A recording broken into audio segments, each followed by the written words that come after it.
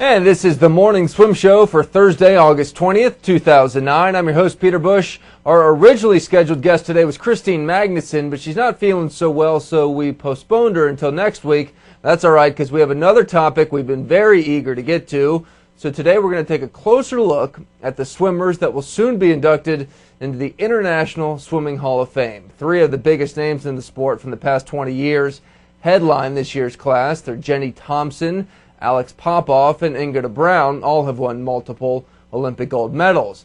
The ceremony is Saturday, September 12th, and joining us now to talk about it on Skype is ISHOF's president and CEO and a good friend of the show, Bruce Wigo. This is quite the class. I mean, when you got Jenny Thompson, Popov, and Inge de Bruijn, that's a pretty good day.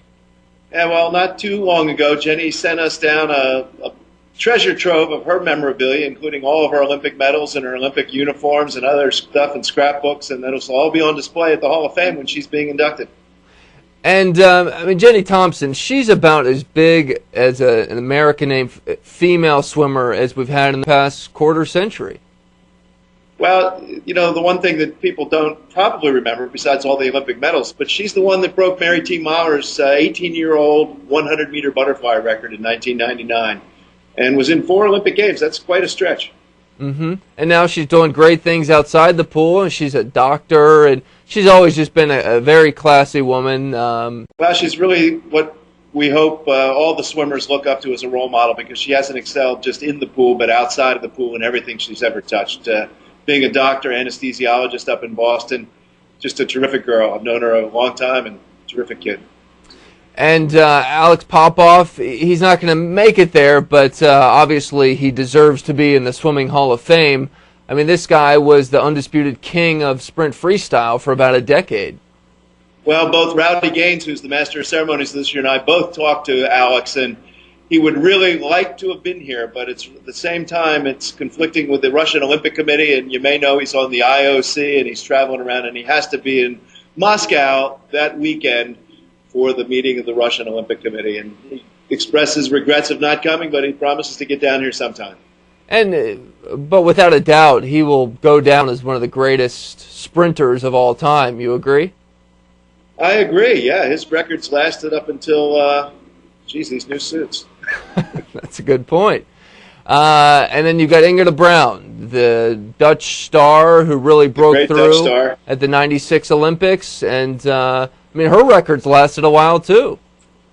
Yeah, you know, it's funny when you read about Jenny breaking a record that lasted 18 years. It's hard to imagine, or the records of Janet Evans. I mean, maybe we'll see this again when we go back to the other suits, but they really broke them and broke records that really lasted a long time.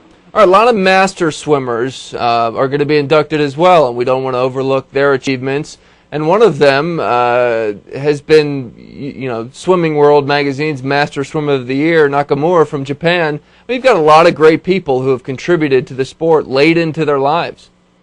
Well, we do, and I don't want you to overlook our gold medallion recipient this year, who's W.R. Tim Timken Jr., who's also held many World Masters records, but was the president and CEO of the Timken Ball Bearing Company out of Canton, Ohio, and was most recently the ambassador to Germany. And this award, the Gold Medallion, is an award that we give, kind of like what we were talking about with Jenny Thompson, of people that really do something nationally and internationally significant outside of the pool. And Tim is just CEO for 30 years of a global Fortune 500 company. He brought the U.S. Olympic team to Canton, Ohio in '76 before they went up to Montreal for their pre-training. And it's going to be a great addition to the Hall of Fame. And with Masters, Kahiro Nakamura, the guy you mentioned is the World Swimmer of the Year, he's coming from Japan.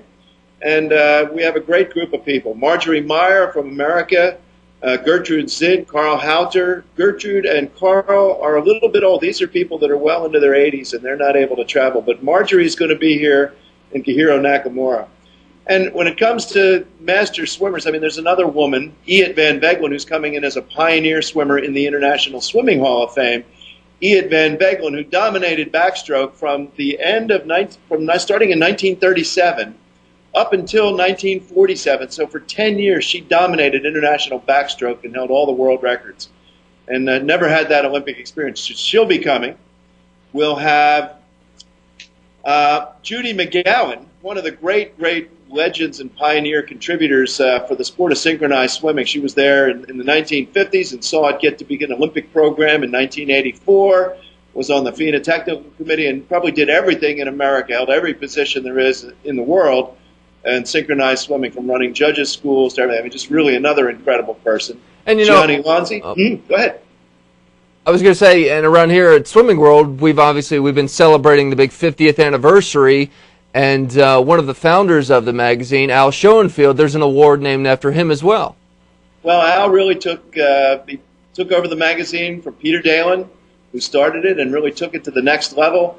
And he left an award in his name to us. And the Al Schoenfeld Award this year is going to Heinz Kludemeyer, the legendary Sports Illustrated photographer who captured the finish of the 100 butterfly that definitively shows that Michael Phelps was the winner in the Beijing Olympics to keep a string going for the 8 gold medals. And Heinz will be here. He's done a lot for the Hall of Fame. His pictures are hanging here. We have an incredible photo exhibit. So for the people that come here in September with the ASCA convention, we hope everybody comes in and sees what your Swimming Hall of Fame is doing to preserve the memory of the great swimmers and inspire the future swimmers to become swimmers and Olympic champions. Hey, Bruce, real quick, tell people where they can go to either find out more information about the inductees or about the event if they can make it.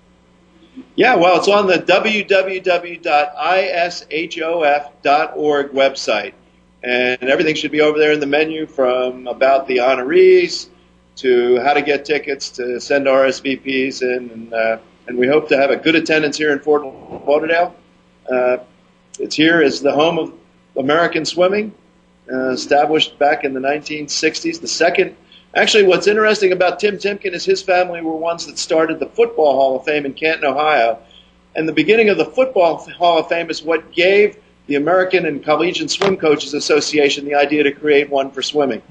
And we were the first amateur swimming Hall of Fame in the world, and the third Hall of Fame established in this country after baseball and football.